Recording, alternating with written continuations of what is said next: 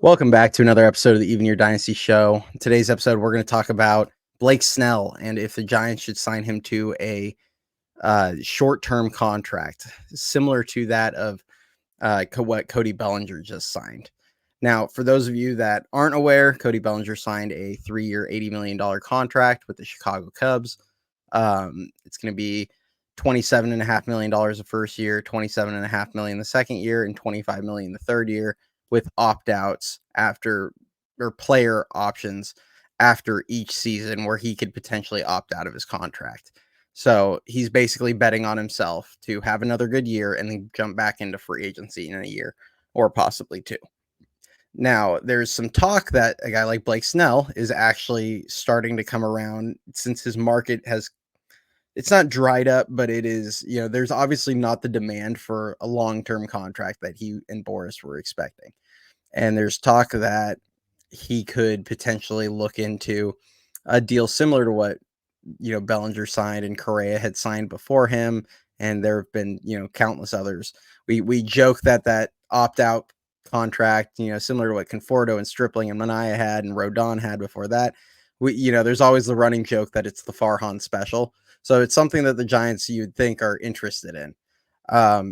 And as someone who has been very vocally against signing Snell to a long-term deal, as those of you that have followed, a lot of my previous videos, this would actually make a lot of sense because where a lot of the concerns I have for Snell, doesn't eat up a lot of innings, has massive control issues, so I think it's going to age poorly. A variety of things with Snell, especially as his stuff deteriorates. He's going to probably get hit harder. A lot of my concerns with Snell don't really apply on a short-term deal. And if you give him a deal with all the opt-outs, there's a lot of potential upside with that. So where before a long-term deal for him, I was wanting to stay away, and I felt like going after him or Montgomery felt like a little bit of an overreaction to our first half rotation prior to Robbie Ray and Cobb being healthy and back in the rotation. Getting a guy like Blake Snell would definitely help tremendously in 2024. And with his track record, I have faith that really a 3-year deal with opt-outs, and it would probably require 90 to 100 million, unlike the 80 that Bellinger got. Snell's going to get a little bit more money. But a deal like that, I'd actually have faith that it'd probably be a 1 or 2 year contract.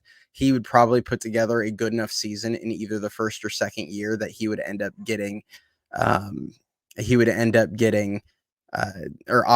opting out of that deal at that point. I don't think there's almost any chance that he would hit the third year unless he were to get injured, which, that is obviously a risk with any player. But the other part of this is a couple parts of it. They do lose a draft pick if you sign Snell, so I don't know how willing Farhan's going to be to do that. You lose your second round draft pick. Now, granted, what has Farhan really done with those second round picks? He's got Casey Schmidt and Carson Wisenhunt are the two guys that you can kind of point to, but he's also got a lot of whiffs. We'll see what happens with Walker Martin. So it's kind of it's a mixed bag, and I don't know how much we should trust Farhan there. But on the flip side, pitching is always in demand, especially at the trade deadline. Every year, if teams that are looking to compete, trying to get another ace on your staff, that is always a priority for teams at the deadline, and they always have value. So if you can get a guy like Blake Snell, and there's a good reason to believe he might prefer to come play in San Francisco over a place like New York, where, yes, he has a better opportunity to win in New York, but San Francisco is going to be a better park to pitch in. He's got familiarity with Bob Melvin and a little bit with Price, even though Price wasn't the pitching coach in San Diego. He was an advisor there. And he's on the West Coast, where he's a Seattle native, so he's a West Coast native. I know that's his preference, is kind of the word out there that he prefers to be on the West Coast.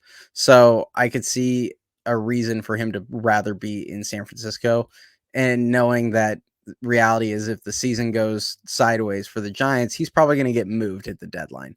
And that's where having a guy that like Blake Snell with a ton of value, if he does have a great season for them, it'd be an easy guy to move at the deadline.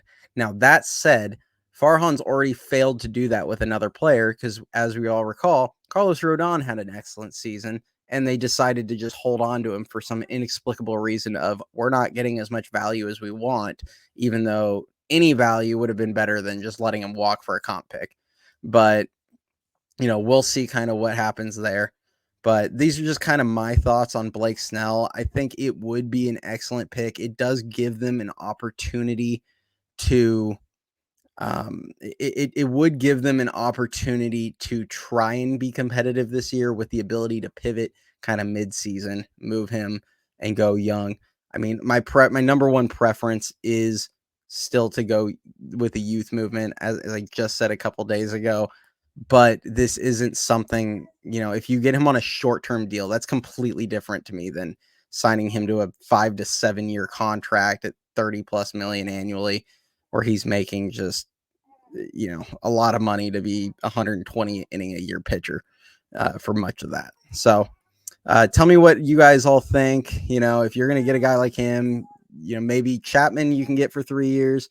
You never know. I just, with the market drying up for these guys, it's interesting to see. It's almost like the whole league has kind of waved their middle fingers at Scott Boras, which, I'm always here for, because it's absolutely ridiculous that it is the end of February and he has 4 major free agents still on the market, even after Bellinger signed. So hopefully these are all, questions that are going to get answered soon. As I kind of mentioned last time, I'm going to get around to talking about spring training games and how players are doing. I just don't really believe in overreacting to small sample sizes.